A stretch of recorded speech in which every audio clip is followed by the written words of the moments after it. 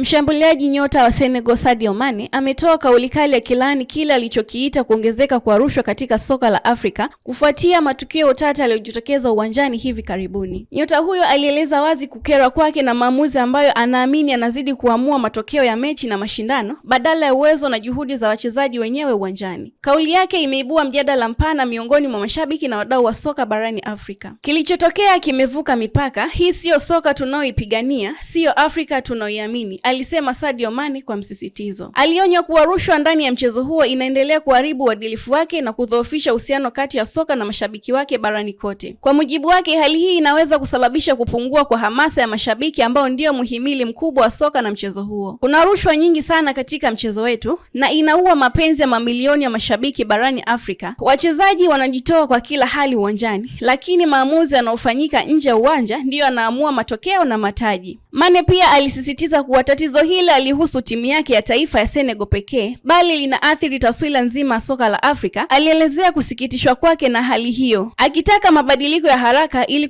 kurejesha heshima na uaminifu katika mchezo huo. Nimevunjika moyo, si kwa Senegal tu. Tunastahili zaidi, mashabiki wanastahili haki, uwazi na heshima. Kauli ya Mane ni wito mzito kwa viongozi wa soka barani Afrika kuchukua hatua madhubuti dhidi ya rushwa. Bila kufanya hivyo, mustakabali wa soka la Afrika unaweza kuendelea kudorola, jambo ambalo linaweza kuathiri vipaji vya mashabiki na maendeleo ya mchezo huo kwa ujumla. Wewe kama mdau wa michezo, una lipi la kutuambia kuhusu kauli ya Sadio Mane? Tuachie maoni yako hapo chini.